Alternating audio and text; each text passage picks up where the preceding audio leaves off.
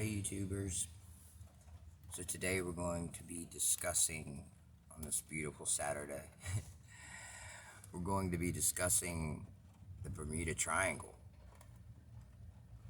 And so, back in the 80s and 90s we heard a lot about this, you know what I mean? There were like downed vehicles and vehicles that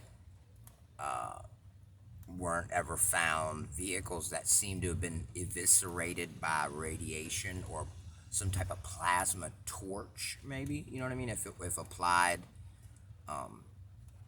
And so I got to thinking, you know, the government always tries to send us off in a different direction, you know what I mean,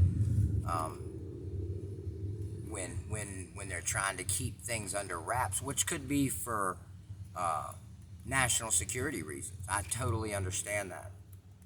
I mean, now you have people like, they made an example of Edward Snowden. You know what I mean? He's an example of a guy that might be fighting for the right reasons, but exposing too many things, that's a whole nother rabbit hole. But today we're talking about the Bermuda Triangle. And so we know it's a triangle that spans from between Orlando, Florida. You know, the point of it is basically around Orlando, and then the bottom end of it is Puerto Rico, and then the other tip at the top is, you know, a couple miles out into the Atlantic Ocean. And,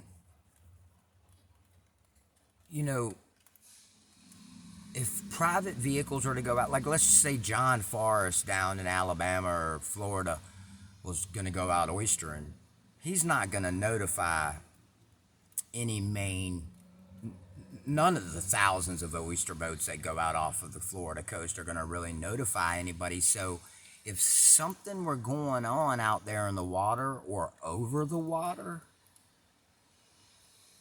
it would go on, and those vehicles would be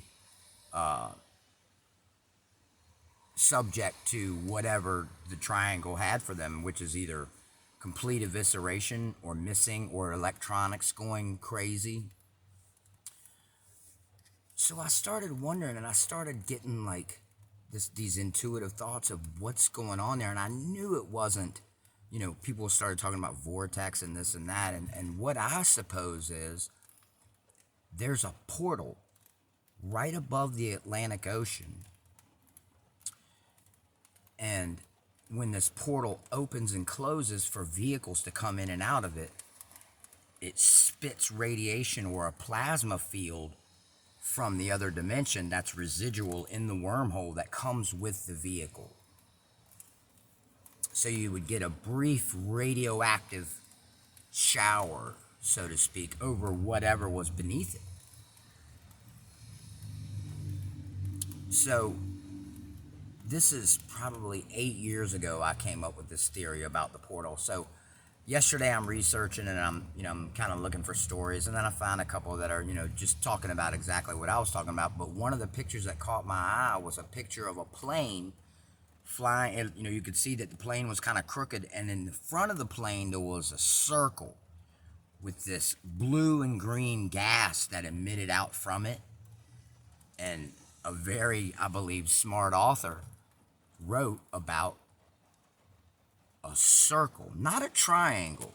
You know what I mean? What would be the opposite of a triangle? What would, if the government really were kind of trying to, and see, this is where I'm starting to get into a proposition or something our government is doing. Wouldn't they call it a circle? Like, here's the Bermuda Circle. You know, well, why would you call it a circle? Well, because there's a circular portal over. But if they don't want you to know, they want to call something a triangle. And then on top of that, anytime you see government footage of the Bermuda Triangle, it's always of the water part, you know. You never see the sky. So it just dawned on me, I think it was 2 days ago, and I've been waiting, just waiting to drop this bomb, because no one, you can't, I don't believe, humbly, that you can refute this. You ready?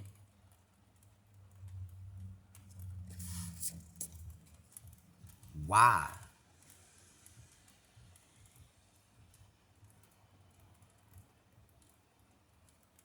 is Cape Canaveral, directly adjacent to an internationally known electronic disaster field.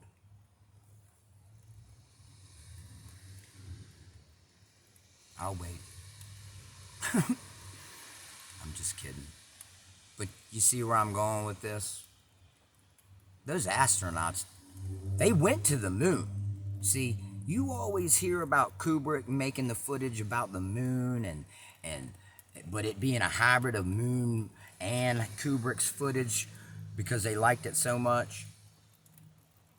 No one ever talks about how they got to the moon because we have something around the firmament of this planet. And by the way, we'll get into asteroid and meteor showers and shooting stars within our atmosphere in one of the next videos. But we have a radiation field that goes all around this whole planet. It's called the Van Allen radiation belt. And before all this controversy, and it actually, well, it was on the internet that I read it, but I looked at a publication from 1968, right around the same time as the moon, you know, the Apollo missions and everything. And it said, quote unquote, you can't travel through the radiation belt of the Van Allen belt up in our stratosphere or in our outer atmosphere. You would have to be encased in 4 inches of iron to travel through that belt that's 400 miles wide. Now, granted, you're going 15,000 miles an hour. You probably wouldn't be in it but for a second or two. But it would eviscerate a Teflon shuttle with what looks like an aluminum foil limb or lunar module. All of that material would have been eviscerated if it tried to go through the Van Allen radiation belt. So, right here on a public forum, I submit